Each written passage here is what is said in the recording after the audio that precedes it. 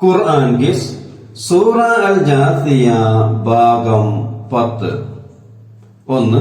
സവാവ് എന്ന പദത്തിന്റെ അർത്ഥം ഒരുപോലെ. 2. ആളുകൾക്ക് അയോഗ്യത കൽപ്പിക്കുന്നതിനും തീർപ്പ് അസാധുവാക്കുന്നതിനും ഉപയോഗിക്കുന്ന അറബി നാമമേത്? തജ്രീഹ്. 3. ഹദീസ് റിപ്പോർട്ട് ചെയ്യുന്നവരുടെ യോഗ്യതയും അയോഗ്യതയും ചർച്ച ചെയ്യുന്നതിന് പറയുന്നത് എന്താണ്? അത്തഅദീൽ വത്തജ്രീഹ്. അത്തഅദീൽ വത്തജ്രീഹ്. 4. ജറഹ് എന്ന പദത്തിന്റെ അർത്ഥം പരിക്ക്, കുറ്റം, അസാധു. 5. കുറ്റം ചെയ്യുന്നതിന് ഉപയോഗിക്കുന്ന അറബി പദമേത്? ഇജ്തിറാഹ്. ഇജ്തിറാഹ് കുറ്റം ചെയ്യുക. 6. തികച്ചും കുറ്റകരമായ പ്രവൃത്തി ചെയ്യുന്നതിന് ഉപയോഗിക്കുന്ന അറബി പദം ഏതാണ്? ഇജ്തിറാഹു സയ്യിഅ.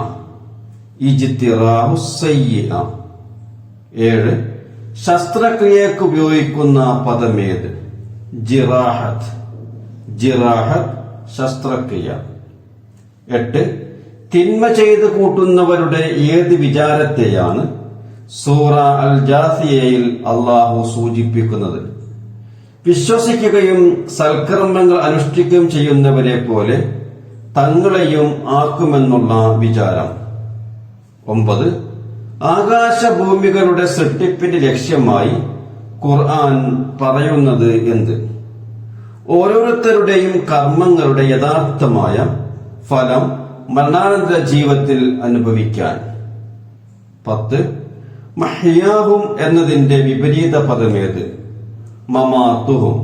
മഹ്യാഹും വിപരീതം മമാതുഹും. 11. അവർ വിധി കൽപ്പിക്കുന്നത് വളരെ മോശം തന്നെ. ഇവിടെ വിധി കൊണ്ട് ഉദ്ദേശിക്കുന്നത് എന്താണ്? ജീവിതവും മരണവും ഒരുപോലെയാകുമെന്ന നിഷേധികളുടെ വിചാരം. 12. എല്ലാ ഓരോ ആത്മാവിനും അത് സമ്പാദിച്ചതിനുള്ള പ്രതിഫലം നൽകുമെന്ന് സൂചിപ്പിക്കുന്ന ഖുർആനിക വചനമേത്? വലിതുജ്സ കുല്ലു നഫ്സിൻ ബിമാ കസബത്.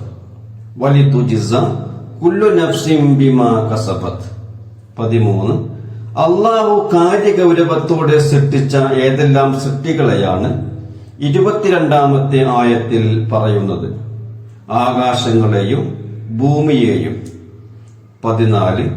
പരലോകം സത്യമാണ് എന്നതിനുള്ള ധാർമ്മിക ന്യായം എന്താണ്?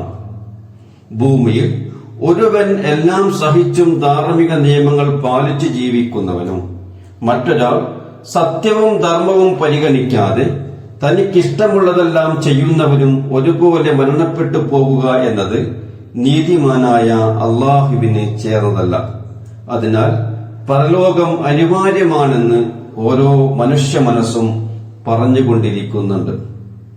അള്ളാഹു ഇതൊരു സൽക്കർമ്മമായി സ്വീകരിച്ച് ഇഹപരത്തിൽ അർഹമായ പ്രതിഫലം നൽകുമാറാകട്ടെ.